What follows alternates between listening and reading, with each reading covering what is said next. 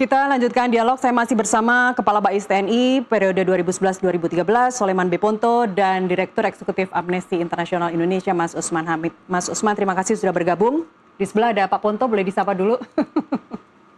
Boleh dong, Pak Ponto, Pak Benar. Alam. Mas Usman, tadi udah menyimak ya dialog kita sama Mas Isnur juga. Terkait LP, Mas, apa kesimpulan Anda? Apa yang Anda ingin sampaikan?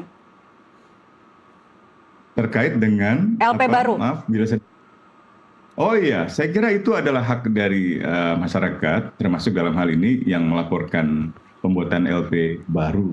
Dan mungkin ini suatu refleksi dari satu situasi di mana ada sistem peradilan yang ganda, yang tidak memberikan keyakinan bahkan kepada korban bahwa keadilan akan datang, akan diperoleh.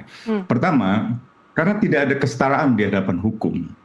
Padahal konstitusi mengamanatkan kesetaraan di hadapan hukum. Tiap-tiap warga, setiap warga negara bersamaan kedudukannya di hadapan hukum. Dalam kasus ini kelihatan sekali tidak ada kesetaraan itu. Yang kedua, independensi atau imparsialitas dari peradilan. Imparsialitas peradilan, independensi peradilan itu adalah suatu ketidakberpihakan atau suatu kemerdekaan yang lepas dari garis komando. Nah, dengan sistem kepangkatan, hierarki kepangkatan di dalam struktur militer, tidak mungkin ada independensi peradilan. Dan yang ketiga adalah akuntabilitas, pertanggungjawaban pada kasus-kasus pelanggaran hak asasi manusia. Nah, banyak sekali forum-forum akademik dan juga forum internasional yang membicarakan betapa klaim Indonesia bahwa Indonesia adalah negara demokrasi, negara hukum, negara yang misalnya menghormati supremasi sipil, ternyata mempertahankan sistem peradilan yang ganda seperti negara-negara junta militer, Myanmar, atau misalnya negara yang belakangan di bawah kudeta militer, misalnya seperti Mesir atau sejumlah negara di Afrika gitu. Jadi muncul pertanyaan, apa iya Indonesia benar-benar serius di dalam membangun kemandirian peradilan, membangun kesetaraan di hadapan hukum, membangun sebuah supremasi sipil, dan membangun negara hukum yang demokratis gitu. Jadi saya kira ekspresi para pelapor yang membuat LP baru itu lebih ke arah sana. Dan tentu ini adalah ujian juga bagi negara untuk sungguh-sungguh memberikan keadilan pada Andri Yunus dan juga kepada kasus-kasus lain yang serupa begitu. Oke, tapi kalau LP baru ini nanti ujungnya tetap di peradilan militer, bagaimana Anda meyakinkan bahwa akan terjadi fair trial di situ? Ya memang ini ada problem psikologi di dalam struktur kepolisian misalnya ketika berhadapan dengan kasus-kasus yang melibatkan militer. Sebenarnya tidak ada semacam keraguan buat kami untuk melihat kemampuan mereka. Tidak ada juga keraguan untuk melihat mereka mengambil keberanian di dalam tindakan-tindakan hukum, misalnya menangkap atau menahan siapapun yang terlibat di dalam serangan ini. Tetapi masalahnya seringkali ya militer atau anggota militer berlindung di balik sistem peradilan militer yang sebenarnya hanya urusan disiplin, efisiensi operasional, hierarki komando, atau pengetahuan seputar di militer atau perlindungan kepentingan militer. Jadi kalau kita baca logika hukumnya kan gini. Di dalam suatu kejadian yang merugikan kepentingan umum, maka ada jaksa penuntut umum. Jaksa yang menuntut seorang pelaku mewakili kepentingan umum. Nah, sekarang auditor militer itu mewakili siapa? Mewakili kepentingan siapa? Kepentingan umum? Kan bukan. Jadi perkara ini digelar di persidangan karena ada suatu kepentingan yang dirugikan. Dan kepentingan itu adalah Andri yang diserang.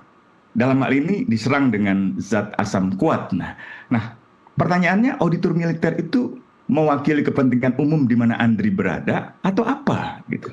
Nah di sini saya kira dualisme atau sistem peradilan ganda itu dipertanyakan objektivitas, independensinya, imparsialitasnya. Kurang lebih gitu, Mbak. Selama peradilan militer itu dibuka, seperti yang kita lihat saat ini kan pers juga bisa meliput dengan bebas begitu. apakah itu tidak menambah keyakinan bahwa terlepas dari bagaimana peradilan yang pertama dan kedua kemarin berlangsung, apakah itu sebenarnya tidak membuat optimisme itu semakin tinggi bahwa ini akan terjadi fair trial? Jadi fair trial itu salah satu definisinya kan independensi dan imparsialitas. Ya tidak tercermin. Kalau keterbukaan bisa saja. Keterbukaan itu salah satu elemen saja dari fair trial. Tetapi apakah keterbukaan itu memang keterbukaan yang bebas dari hierarki, bebas dari struktur, ya, yang hierarki semacam itu atau tidak? Gitu. Kan ada jenjang kepangkatan. Bahkan hakim bisa dengan menurut saya secara tidak etis memperolok misalnya orang yang diperiksa, Anda lahir tahun berapa? Tahun 68. Oh, saya pikir Anda 86, muka Anda boros sekali. Itu perilaku hakim yang menurut saya tidak mencerminkan kemuliaan. Perilaku itu lebih mirip seperti perilaku atasan, komandan kepada bawahan. Dan itu sering di dalam lingkungan militer itu. Belum lagi yang memeriksa terdakwa ketika menggunakan tumbler itu. Goblok banget misalnya menggunakan. Jadi dari segi bahasa, ia tidak mencerminkan keadilan.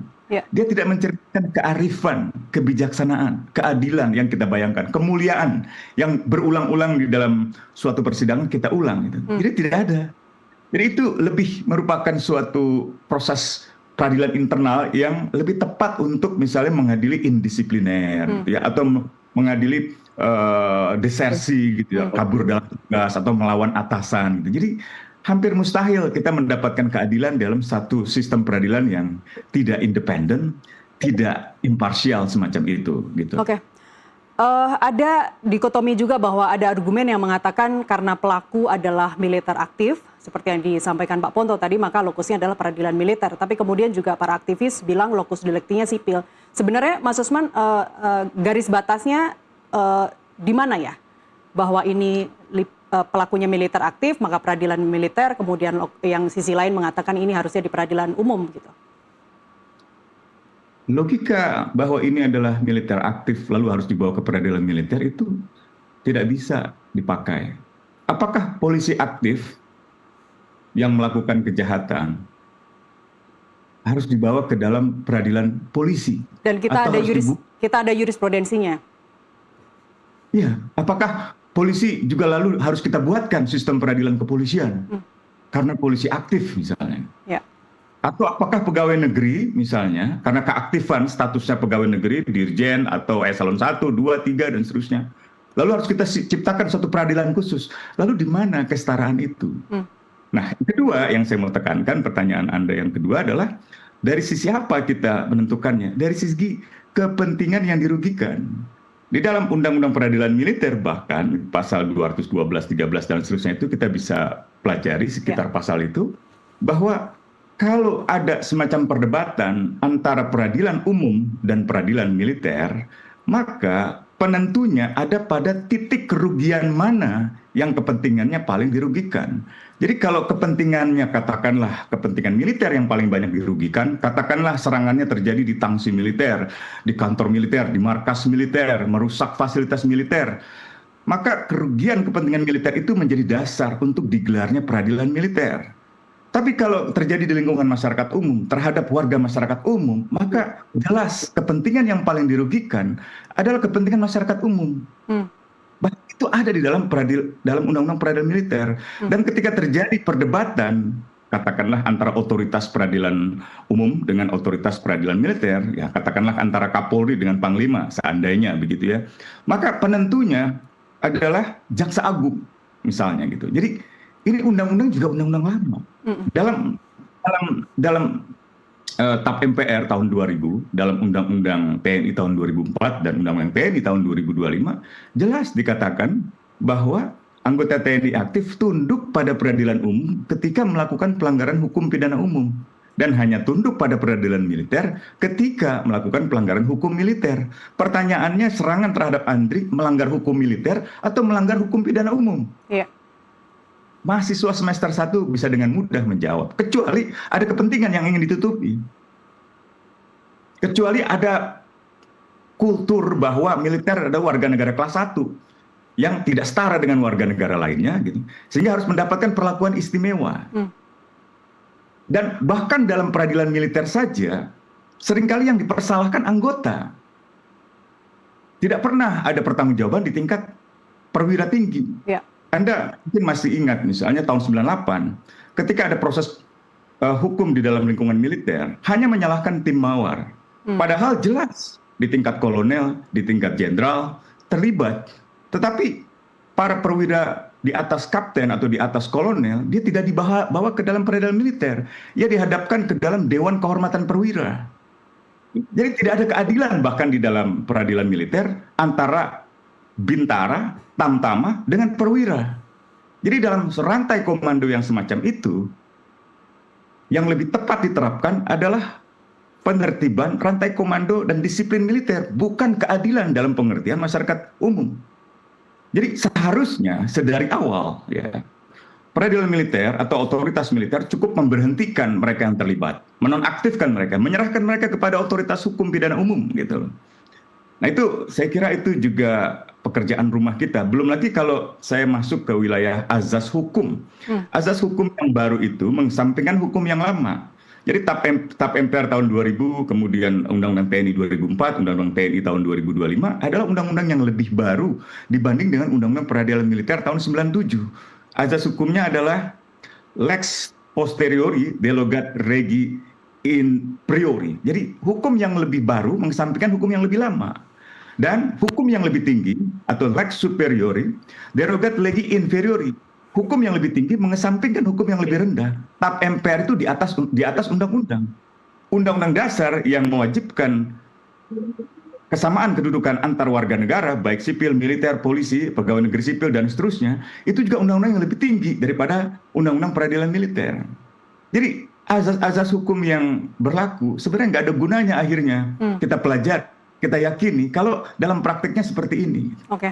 Kita tidak mau mengatakan bahwa peradilan ini tidak boleh ada sama sekali, silakan ada, tapi hanya untuk penegakan disiplin, ya, dari indisipliner, dari disersi, dari segala hal yang menyangkut lingkungan internal militer.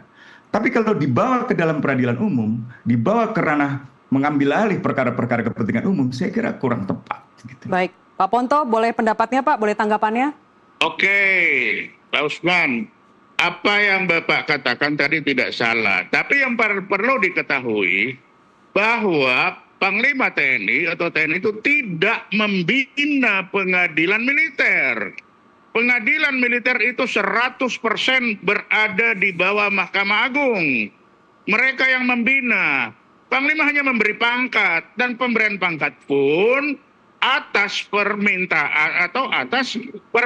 Mahkamah Agung. Jadi kalau Mahkamah Agung sudah merasa, oh ini orang sudah boleh, dia bilang Panglima kasihkan naik pangkat dia. Dia akan ditempatkan di sana, di sini. Jadi kalau mereka kelihatan bodoh, ya Mahkamah Agung itu yang bina. Panglima sudah tidak membina sama sekali. Ini supaya rakyat ini tahu bahwa peradilan militer itu berada di bawah tanggung jawab Mahkamah Agung. Pembinaannya semuanya, sampai keuangannya. Panglima itu hanya kasih pangkat. Oke. Itu aja.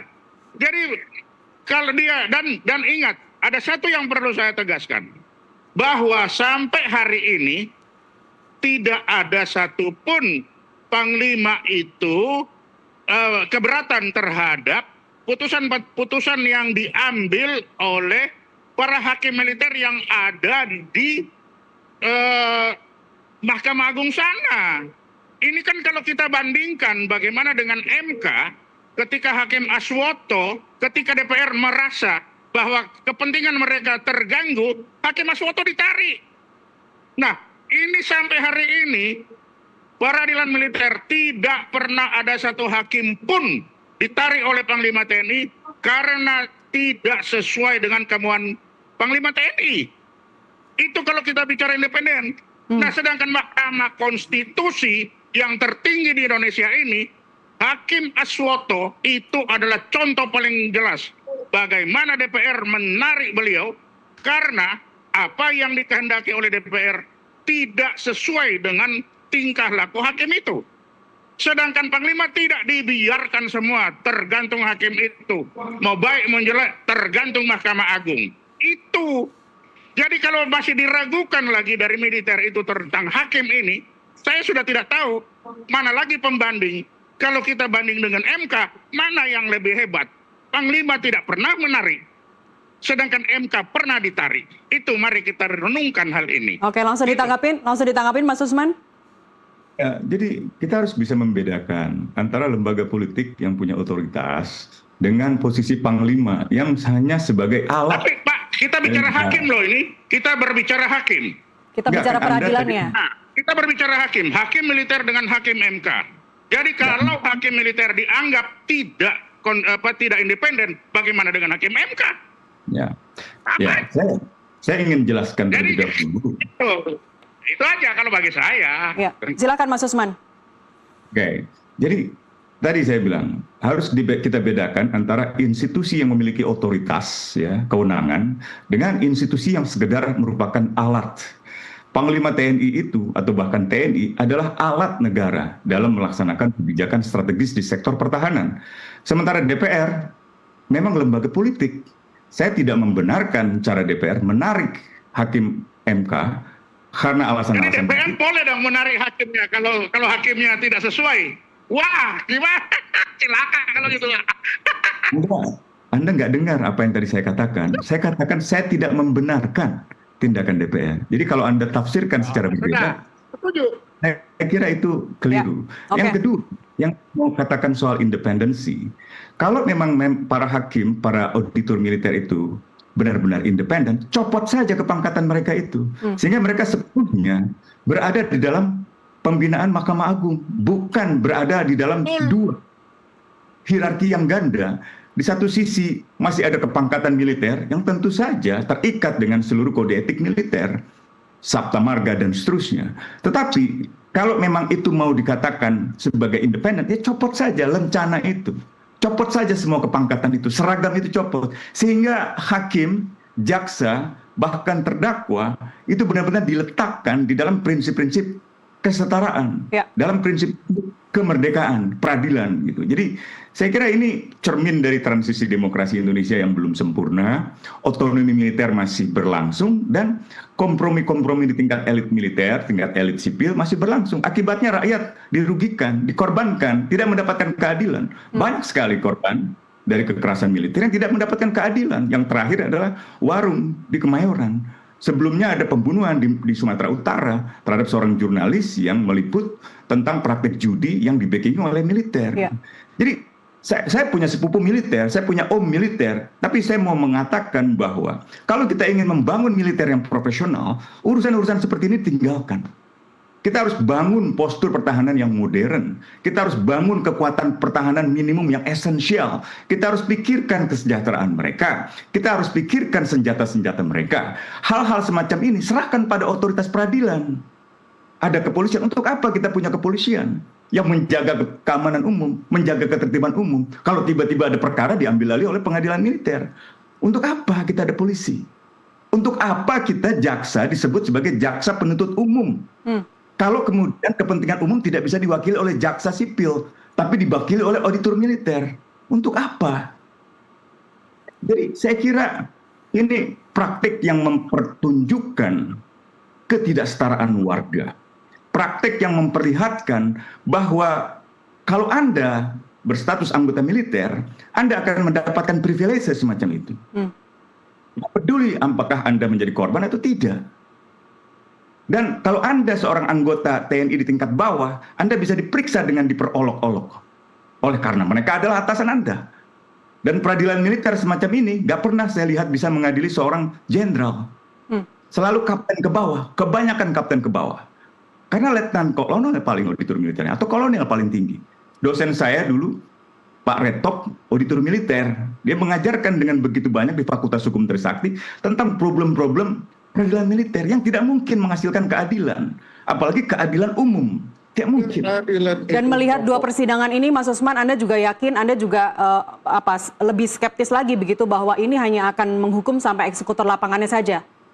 sepenuhnya saya skeptis. Tidak ada. Saya menerima informasi begitu banyak tentang keterlibatan kolonel. Ada beberapa kolonel. Bukan hanya matra laut, tapi matra darat. Ya. Angkatan-angkatannya saya tahu semuanya. Bahkan perwira tingginya, saya terima informasi itu. Tapi saya tidak akan mengekspos itu ke publik, karena saya bukan penegak hukum. Ya. Dan saya berharap peradilan umum bisa membongkar itu. Saya berharap kepolisian, kejaksaan, kehakiman bisa membongkar itu. Boleh saja kalau Anda tetap mempertahankan peradilan militer, tapi sejauh ini saya tidak melihat arahnya ke arah sana. Tidak ada pemerintah seldom komunikasi, telepon-telepon. Tidak ada alat-alat bukti yang menunjukkan bahwa mereka bekerja di bawah suatu komando. Tidak ada perhatian yang serius terhadap temuan tim advokasi untuk demokrasi tentang 16 pelaku lapangan itu. Jadi apa yang Anda mau harapkan tentang keadilan dari persidangan semacam ini, dari proses hukum yang semacam ini? Tidak mungkin. Ini hanyalah warisan dari sistem pemerintahan otoriter di masa lalu yang sepenuhnya sejak 68 sampai 78 dipimpin oleh presiden militer dan kemudian ditopang oleh kekuatan militer sepanjang masa Orde Baru. Dan itu hanya bisa disetarakan dengan negara-negara dengan junta militer seperti Myanmar atau beberapa negara Afrika atau negara Timur Tengah seperti Mesir yang tidak mungkin ada keadilan. Tidak mungkin negara itu disebut sebagai negara demokrasi, negara hukum, atau negara di mana independensi peradilan itu bisa ditegakkan. Oke, baik. Pak Ponto, bagaimana memastikan hal itu tidak terjadi? Kekhawatiran Mas Usman, kekhawatiran kita semua itu tidak terjadi, bahwa peradilan militer tidak hanya akan menghukum eksekutor lapangannya saja, tapi juga aktor intelektualnya. Bagaimana Bu? Kurang jelas tadi. Bagaimana memastikan jika kasus ini tetap akan diselesaikan di peradilan militer, bagaimana memastikan bahwa aktor intelektualnya tidak lolos? Ya bagaimana saya tahu, kan yang sekarang sudah ada di peradilan. Ya itu tadi, bagaimana peradilan itu mulai POM, mulai auditor, silakan aja mereka kerja bagaimana. Baik. Untuk buktikan itu. Kan Baik. itu kerja mereka. Saya masa tahu kerjaan seperti itu. Pesan Anda deh Pak. Baik, pesan Anda Pak Ponto, pesan Anda kepada para perwira tinggi TNI yang saat ini memimpin BAIS terkait penuntasan kasus ini. Pesan saya, kalau memang ini ada yang ikut-ikutan pemerintah atau apa, ya atas nama sesama laki, ya cobalah bagaimana kita biar jelas masalah ini. Nah, tentunya di sini yang disentuh itu adalah nurani. Apakah benar ada yang memerintah atau tidak? Nah, itu terpulang kepada para pemimpinnya ini. Kalau mereka mau mengaku, ya mengaku. Kalau tidak, ya bagaimana caranya? POM dan auditor untuk bisa membuktikan bahwa ada ada hubungan atau ada perintah dari atas atau tidak. Kalau dia mengaku, bagus. Kalau tidak, ya silakan aja dibuktikan sampai bisa terbukti atau tidak. Begitu. Baik. Terima kasih Pak Ponto. Terakhir, Mas Usman, apa pesan Anda Mas untuk teman-teman aktivis, teman-teman influencer yang kemarin juga sempat beberapa kali diteror ketika bencana Sumatera, yang saat ini juga sepertinya mereka memilih tiarap dulu, takut untuk bersuara. Apa pesan Anda? Ya, pesan saya kira tidak mungkin kita membiarkan negeri ini terus mengalami kerusakan. Kerusakan di sektor penegak hukum, sektor ekonomi, sektor politik. Gitu. Saya kira kita harus mengambil peran, mengambil tanggung jawab, termasuk mengambil resiko. Seperti ketika para pendiri bangsa mempertaruhkan keselamatan jiwa mereka, masa depan mereka, hidup mereka untuk tanah air Indonesia. Jadi saya kira ini waktunya untuk kita benar-benar meneguhkan komitmen kita untuk menjaga republik ini tetap menjadi republik. Menjadi republik artinya setiap warga negara ada dalam equal citizenship, kesetaraan warga. Menjadi republik artinya hak asasi manusia harus dihormati. Menjadi republik artinya supremasi hukum harus ditegakkan gitu. Kalau kita masih memiliki sistem peradilan ganda semacam ini, maka kita tidak pantas untuk menyebut diri kita sebagai negara hukum atau negara republik gitu. Jadi saya kira harus tetap bersuara, tidak berhenti. Ya. Tentu saja resiko-resiko itu harus dimitigasi gitu ya. Tetapi tidak berarti bahwa kita menyerah untuk mencintai negeri ini. Baik. Mas Usman Hamid, Direktur Eksekutif Amnesty Internasional Indonesia, dan Pak Soleman Beponto, Kepala Bais TNI periode 2011-2013. Terima kasih telah berbagi insight di NTV Prime. Sehat-sehat selalu. Pemirsa, luka Andri Yunus adalah luka demokrasi kita bersama. Jangan biarkan keadilan berhenti di permukaan saja. Sampai di sini NTV Dialog, kami masih akan kembali dengan informasi lainnya usai jeda.